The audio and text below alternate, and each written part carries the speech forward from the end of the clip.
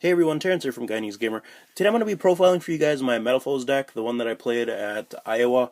I did pretty good with it. I went 5-2-1. I ended up tying because I couldn't draw anything except for the one Kaiju that I gave my opponent, and she just attacked me to death game 2, and we never got to game 3. So without further ado, let's get into it.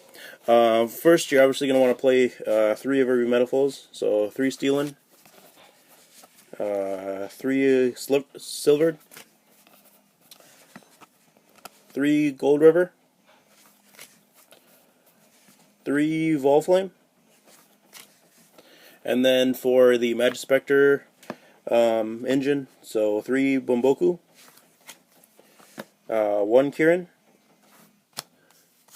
and I played Kaijus in this build, so I played 3 Gamma Seal. Let me get it to focus for you. There you go, 3 Gamma Seal. And 3 Sticky String. The reason why I play these Kaijus is because of ABCs coming out. I just needed to get rid of them, and I don't know, it's a pretty hard matchup for any deck, so you just got to make sure that you have your outs, which would be Kaijus. I played 3 Jaugen. I don't know, one of the best cards in the deck, obviously, because it gets rid of like every field, because every deck really special summons. Gofu 3. This card should be an ulti soon, hopefully.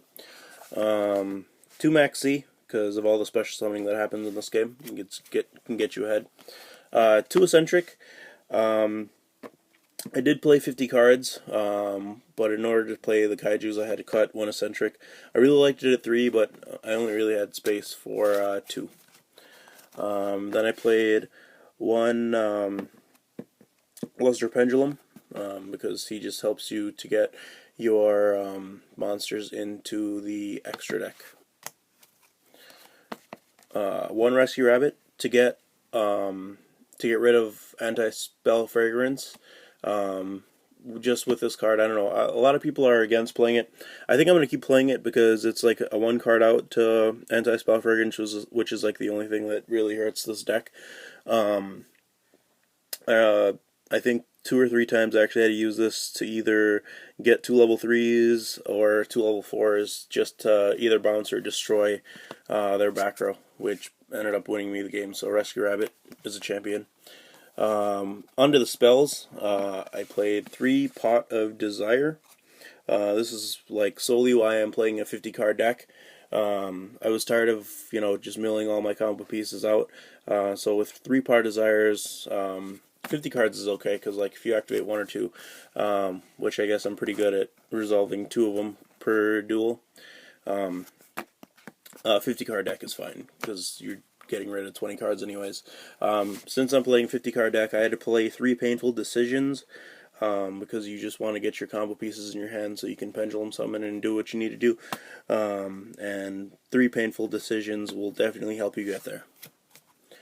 For the Kaijus, I played 2 Interrupt Kaiju Summoner, another card, single card that can clear the entire field, basically resets the monsters, and then you can just go off, except for when I tied against my opponent using this card, but that's okay, whatever, there's only 1 game. 1 Raigeki to clear the field. 1 Metalfoes Fusion. You don't need more than 1, because it basically recycles itself over and over and over again. Maybe thinking about playing a second one in the side, because everybody's starting to play Galaxy Cyclone or whatever. So if they get rid of this, you're kind of hurting, but at the same time your deck is full of, I don't know, just options, so you don't really have to worry about it that much. 1 Upstart Goblin, just to get you to, I don't know, less cards. Drawing a card is, I don't know, good. Only playing 49 cards then, I guess. Onto the traps. I played 3 Metalfoes counter. This is the best Metalfoes trap that's out or has been printed yet. I don't know, you don't really need any of the other ones except for this, because, you know, I don't know, it does so many things and it gets you so much further, because if you can banish it to add the scales that you need to your hand, and then stop your opponent from OTKing by activating this when something is destroyed on your side of the field, you can just get a wall flame, which is like a huge wall. So 3 of that. 1 emptiness. If I could play more of this, I would. Just going off during your turn and flipping up emptiness, I don't know, it just like wins you games, especially when you can like Metalfoes fusion and then shuffle fusion back. Sometimes I ended up drawing the emptiness, and it's like, wow, I mean, what else could you ask for at that point? Because you already have big monsters on the field at that point, hopefully. They didn't get like striked or whatever, and then you just have the emptiness, and then they're kind of screwed because like they can only play little stuff. And then the final card, I decided to play a Floodgate Trap Hole. I played this because, I don't know, when they summon ABCs, you just flip them all upside down and then they're basically useless. So I decided to try it. I don't think I'll play it in the future. It helped me in the regional tournament, but I don't know. Sometimes I drew it and I'm like, well, I wish it was something else. But overall, it was a decent card. So that was it for the main deck here. And then on to the extra deck.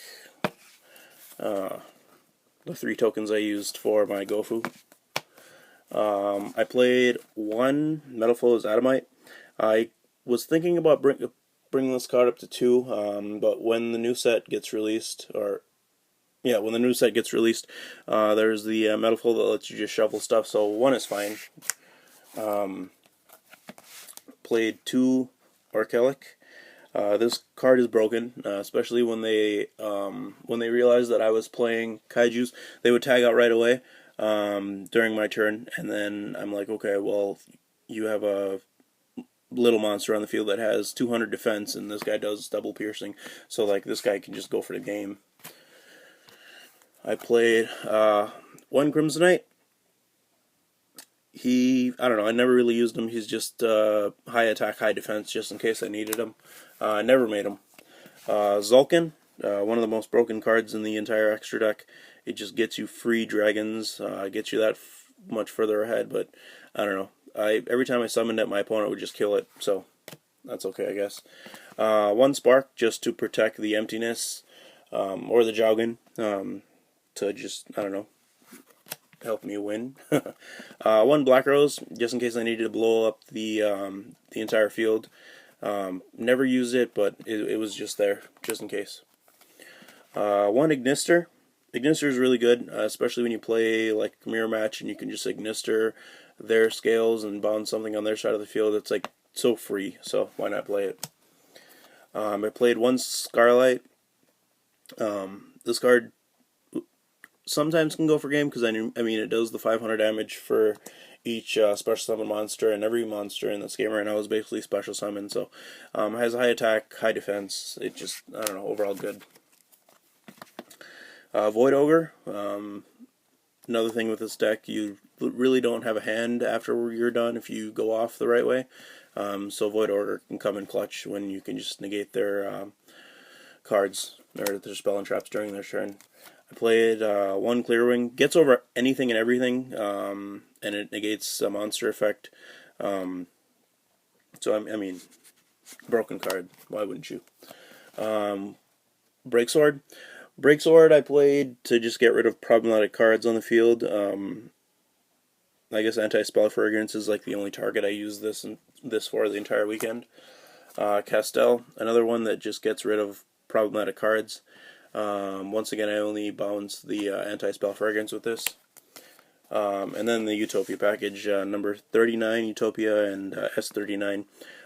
Never made this, but it's good just to have in the extra deck just in case it does come up. And I don't know, that's kind of it for this deck profile. Overall, like I said, it was a pretty good deck, pretty good build. I did end up going 5-2-1, so I guess it works.